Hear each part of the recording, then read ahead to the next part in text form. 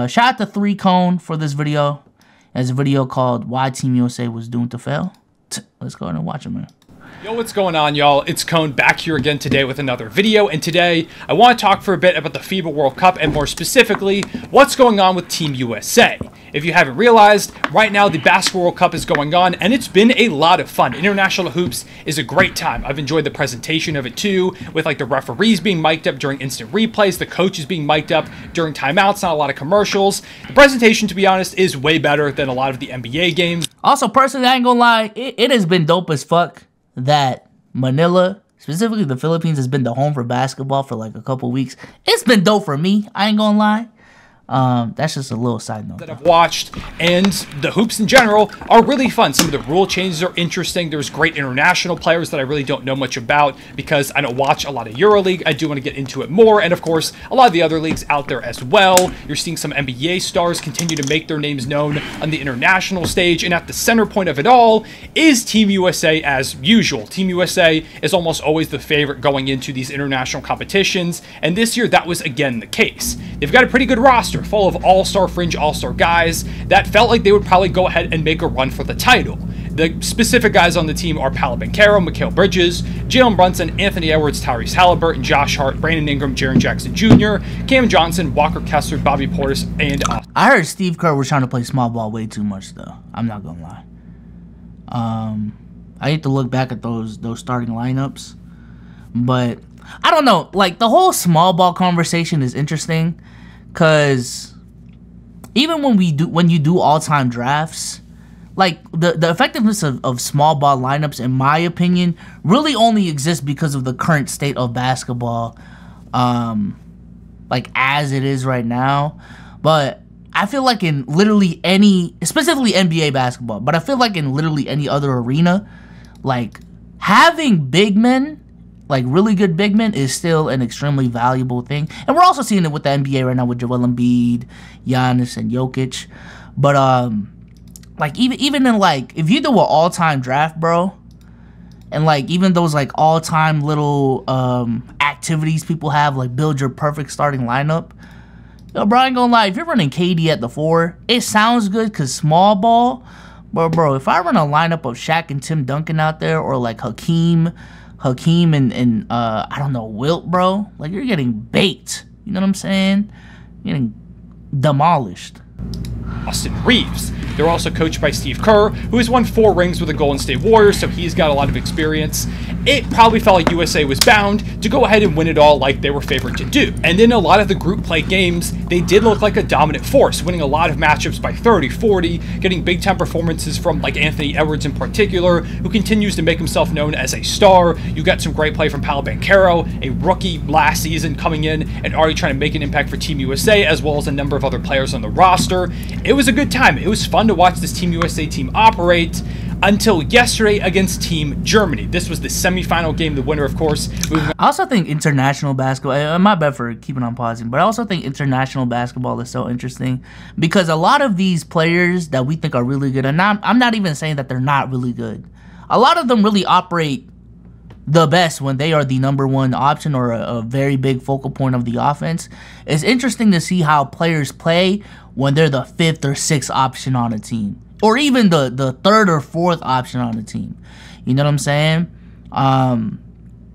It's interesting because I also have that theory with like some all-time players like Russell Westbrook and Allen Iverson, like players like that. I think these are players that are best utilized as #1 options, but put them at the 4th or the 5th option, I don't think they would be nearly as effective. You know what I'm saying? So, on to the finals to face off against Team Serbia, who had just defeated Team Canada in a semifinal matchup at 4:30 a.m. Eastern Time that I, for some reason, woke up for just to watch Canada get blown out. It was a really exciting match, with Germany being undefeated coming into this, and the US, of course, being the dominant favorite that most people expected to win.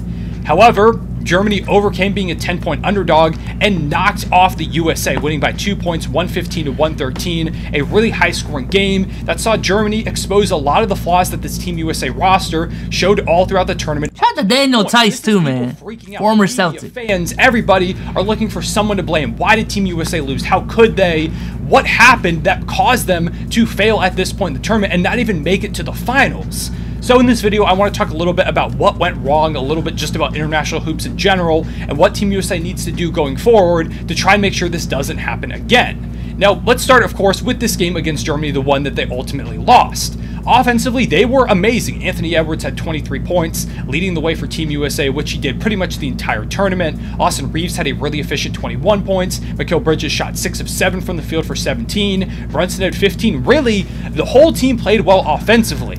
If I gave you their shooting splits, you would think they blew the other team out. They shot 58.5% from the field, 48% from deep, and 96% from the line, while additionally winning the turnover battle. Like, that seems impossible. It seems there's no way they would lose that game, but they did, mainly because the defense was horrific. Dennis Schroeder in particular completely tore up the United States defense. He put up 17 points and 9 dimes, consistently creating advantages for his teammates as well as himself. You also had Andreas Obst. I hope I pronounced that correctly. There's a good chance I didn't. Big Andreas. Just lethal from the outside. He drilled 4 threes en route to a team-high 24 points, including a really big shot at the end where he caused Tyrese Haliburton to slip and basically slide out of bounds. Overall, the guard defense was abysmal. Austin Reeves, in particular, was getting hunted. They were attacking him in space, forcing the defense to collapse. I heard that too, bro. That's tough. Attacking him one-on-one and getting to the basket. This was also happening with like Jalen Brunson, Tyrese Haliburton. The guard defense on this team was really weak, and Germany was consistently taking advantage of it as the U.S. was switching everything, pretty much every single possession. And also, the reverse of what I just said in terms of like people who are best utilized as first options being third and fourth options and seeing how they play. The reverse also happens on like other international teams. You see the players that in an NBA setting are typically fourth or fifth or like bench players, but when you use them as a first option, like they really be cooking. I think Dennis Schroeder showed exactly that, bro. I think on an NBA team, because of a bunch of factors, most of the time he's gonna be like a 6-man. You know, there's probably going to be a player that is more well-suited to build the offense around within the NBA setting. And also, they're just better. You know what I'm saying? But then it's interesting to see how that player would play in a system and in a setting where he is the number one option because it just makes fucking sense. You know? It's interesting. Like the Dennis Schroeders of the world, the Daniel Tice or Tiases of the world. You know what I'm saying? Even Dylan Brooks, you know? Like players like that. And something else we'll talk about in a moment, led to Germany scoring 115 points in a 40-minute game. That's the same length as a college basketball game. You never see college teams put up 115. Germany was just completely annihilating the United States defensively. It was an abysmal effort from the American team. The other factor that played into this was the size advantage for Team Germany. They had them completely outmatched. Daniel Tice put up 21 points and 7 boards on 66% shooting. Damn. Franz Wagner had 22 points and 5 boards. Mo Wagner had 10 points. The team as a whole grabbed 12 offensive rebounds to the US's 7, which led to 25 second chance points to the US's just 8, which is obviously in a 2-point game the big difference maker here. And size and rebounding was an issue for the United States basically the entire World Cup. It was what sank them earlier in the tournament against Lithuania. They were the other team that beat the US. They did it in the group stage. The big reason why they lost that game was the offensive rebounding. It was second chance points. The US just didn't have the size to keep up with some of these other teams. They had a really tough game also against Montenegro, specifically against Nikola Vucevic, who gave them fits. Now, the US ultimately pulled away in that one and won decently comfortably, but it was one of the closer games because they had that talented big men play from a guy like Vooch, who really just big Vooch, the lack of size and physicality on the US team. Probably at the center of this big man issue for the US in this game and really throughout the entire tournament was Jaren Jackson Jr. I seen the clip of him saying no comment when someone like I think like some reporter asked him like, yo, so like motherfuckers been cooking you about that rebounding shit, what do you have to say? He said no comment. Like, come on, bro. Damn. If you take a look at NBA Twitter and the media and stuff, he's probably getting the most slander for the way that he played throughout these games. They start him at the center spot, which theoretically makes sense. You've got a great defender who literally just won the Defensive Player of the Year award in the NBA. Plus, he can stretch the floor, which allows guys like Jalen Brunson, Anthony Edwards, and Tyrese Haliburton to attack downhill with having to worry about some big post-up center down low. It makes sense theoretically, but it didn't work for one big reason, and that's the fact that Jaren Jackson is a really, really poor rebounder for his size. There's a reason that he doesn't start the 5 in Memphis. Averages like plays alongside 6 rebounds a game. A good rebounder. Yesterday against Germany, he grabbed just 3 rebounds while struggling overall defensively, which is supposed to be his calling card, and ultimately that led to him playing just 19 minutes. And not only was the rebounding a problem in this game, but throughout the entire tournament in the 7 games that the U.S. played, he averaged just 2.9 rebounds per game. That's abysmal. That's one of the lowest marks on this entire team, and he's supposed to be the starting center. 2.9 rebounds. I don't know why the U.S. continuously tried to use him in that way in those small ball situations. 2.9 rebounds is crazy, yo. Portis or Walker Kessler, who we'll talk about in a moment, as the center with Jaren Jackson sitting there at the 4. I don't know why they didn't go with that. Instead, continue to try this small ball thing, using Jaren in a situation that he's not really that suited for. I don't think Jaren played well. I think he's got to be better, but I also just don't think the coaching staff put him in a great position to succeed. They started Josh Hart next to him at the 4, and Josh Hart is a great Nah, Team USA was trolling, bro. Team USA was trolling, bro. What the fuck? What the fuck, bro? Stop with the small ball shit, bro. I swear to God, bro. Rebounding wings in the entire league, but if he's your leading rebounder, which he was in this, that definitely my coaching / like even team building pet peeve in basketball is constructing your team in a way where like it doesn't even play to your player strengths, if that makes sense. You know what I'm saying? Like, when you construct your roster in a way where you're asking a certain player to play outside of their comfort zone, you might be playing a long-term game type shit within the NBA because there's a lot of continuity and they're trying to develop this person's weakness. But when it comes to like one-off tournaments, relatively speaking, like this, like, yo, bro, if you don't play towards your players' fucking strengths, bro, like, goddamn. Tournament for the United States, he led them in rebounds per game with 5.9. That's a big problem. Outside of Jaren, the other bigs they have include Bobby Portis. They tried Paolo Banchero as a small ball 5, which he played some good moments, especially small ball 5. He got the opportunity to do so. I was genuinely impressed. But again, if you've already got a problem with how many minutes did Walker Kessler actually play, bro? I don't think putting Paolo there at the small ball 5 is really that big of an answer for you. I don't know why that was the adjustment that they tried sometimes, and instead never really tried Walker Kessler out there. He didn't play in the entire Germany game. He didn't play. Oh my God, bro! This game in particular, it felt like he could have played. Nah, that's a L right there. That's a L. Advanced the finals. He's their lone 7-footer, a great rim protector, their best rebounder. All things they really could have used.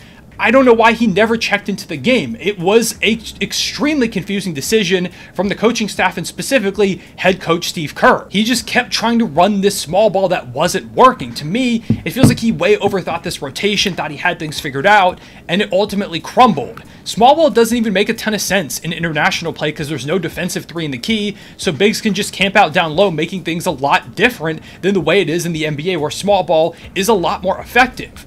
I don't know. To me, it just makes sense to put Kessler and Jaren out there, letting Jaren play his normal position of the 4, letting Kessler play the 5 as a rim protector. I think this is not only a transitionary period for the NBA as a whole in terms of their players, but I think from a coaching perspective as well. I think that the NBA is trying to transition from Greg Popovich and Coach K. Like, Coach K's retired, I'm pretty sure.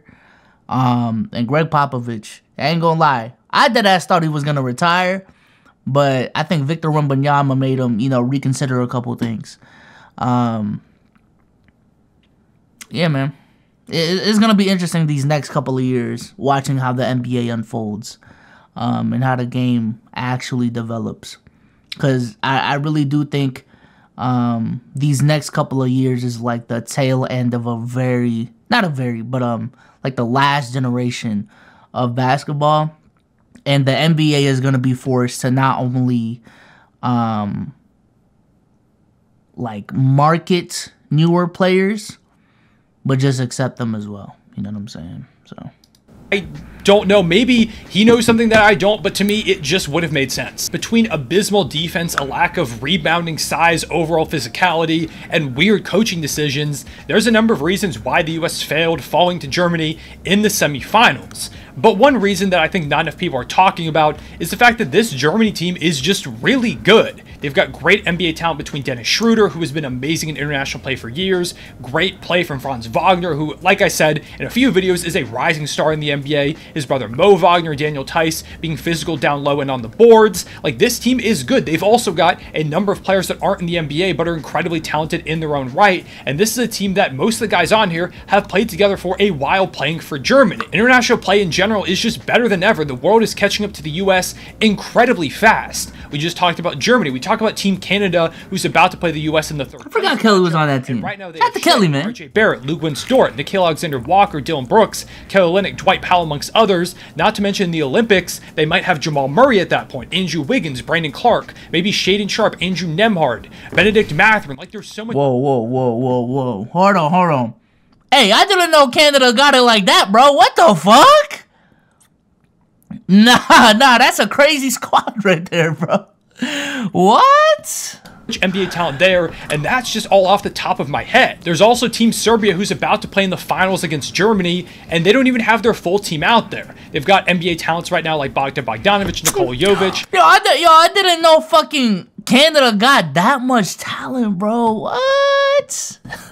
Alongside guys like Dobrich and Militinov. Hopefully I pronounced those names correctly. If not, let me know down below in the comments. They both had 16 against Team Canada and looked great out there, but the talent they're missing is even greater than what they have right now. They don't have Vasilije Micic, who just signed with the Oklahoma City Thunder and is a EuroLeague MVP. They don't have Alexei Pokusevski, also with the Thunder. They don't have Milos Teodosic, who played in the league for a bit, and most I remember this guy. They don't have the best player in the world in Nikola Jokic, all of whom play for them in the Olympics, making Serbia one of the scariest basketball forces in the entire world. These are just a few examples of the many great international squads that are going to be gunning for the United States, trying to take the gold away from them in next summer's Olympics. The US is going to have to bring their A game if they want to secure that top honors, which I expect they probably will. We usually put out a better team for the Olympics than the FIBA World Cup, and some of the rumored guys that could be playing are incredible. Steph Curry is supposed to play, I believe, Kevin Durant, Devin Booker.